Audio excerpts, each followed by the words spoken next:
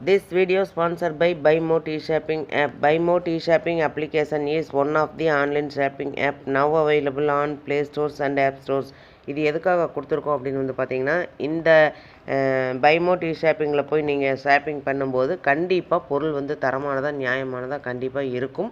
இது வந்து நீங்கள் அமேசான் ஃப்ளிப்கார்ட்டில் ஆர்டர் பண்ணுறதை விடவும் இது வந்து விலை குறைவாக கிடைக்கும். கண்டிப்பாக கம்பேர் பண்ணி பாருங்கள், கம்மியாக கிடைக்கும். அதே மாதிரி இதோட லிங்க் வேணும்னா நான் வந்து டிஸ்கிரிப்ஷனில் கொடுத்துருக்கேன். அந்த டிஸ்கிரிப்ஷனில் போய் டச் பண்ணிங்கன்னா அந்த லிங்க்கை டச் பண்ணும்போது நீங்கள் ப்ளே ஸ்டோர் போகும். அதை வந்து டவுன்லோட் பண்ணி நீங்கள் வந்து உங்களுடைய ஆர்டரை நீங்கள் வந்து எடுத்துக்கலாம். என்ன பொருள் வாங்குறதுனாலும் வாங்கலாம். ஹோம் அப்ளையன்சஸ் வாங்குறதுனாலும் வாங்கலாம், இல்லை காய்கறி வாங்குறதுனாலும் வாங்கலாம், வீட்டுக்கு மளிகை பொருட்கள் வாங்குறதுனாலும் இந்த ஆப்பில் போய் நீங்கள் வாங்கும்போது உங்களுக்கு குறைவான விலையிலையும் தரமானதாகவும் இருக்கும். இதை தான் நம்ம எல்லாருமே விரும்புவோம். அதே நம்ம விரும்புகிற மாதிரி பொருள் வேணும்னா நீங்கள் ஒரு தடவை இந்த BuyMo ஷாப்பிங் பண்ணி பாருங்கள், உங்களுக்கு ரொம்ப ரொம்ப பிடிக்கும். லிங்க் வந்து டிஸ்கிரிப்ஷனில் இருக்குது, யூஸ் பண்ணிக்கோங்க. Welcome to my channel. இன்றைக்கி என்ன பார்க்க போகிறோம் அப்படின்னு வந்து பார்த்திங்கன்னா, புத்தாண்டு பிறந்துருச்சு. இன்று முதல் வந்து பார்த்திங்கன்னா பணம் சார்ந்த நிறைய விஷயங்களில் மாற்றம் வந்திருக்கு.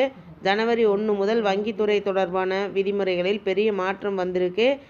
இந்த புத்தாண்டில் வந்து பார்த்திங்கன்னா ஃபிக்ஸட் டெபாசிட் திட்டத்தில் முதலீடு செய்ய நினச்சிங்கன்னா, அல்லது ஏற்கனவே ஃபிக்ஸடு டெபாசிட் திட்டத்தில் முதலீடு செஞ்சுருந்தீங்கன்னா இது வந்து உங்களுக்கு ரொம்ப ரொம்ப முக்கியமான விஷயமா இருக்கும்.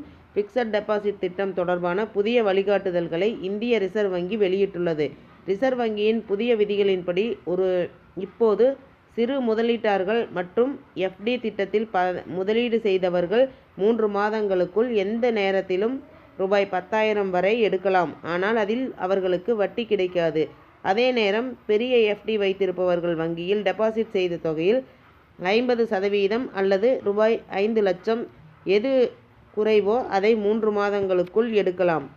ஆனால் அதற்கு வட்டி எதுவும் கிடைக்காது.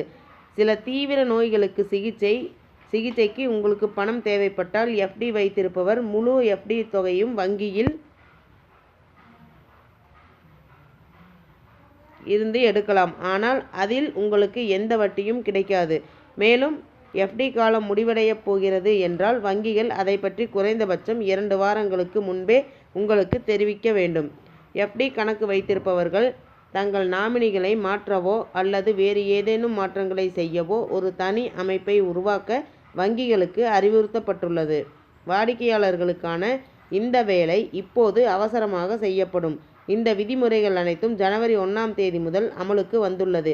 ரிசர்வ் வங்கியின் இந்த புதிய வழிகாட்டுதல்கள் FD கணக்கு வைத்திருப்பவர்களுக்கு மிகவும் பயனுள்ளதாக இருக்கும். இது ஃபிக்ஸட் டெபாசிட் திட்டத்தில் முதலீடு செய்பவர்களுக்கு பெரும் நிம்மதியை அளித்துள்ளது. கடினமான காலங்களில் அவர்கள் தங்கள் பணத்தை அவசரமாக எடுக்க முடியும்.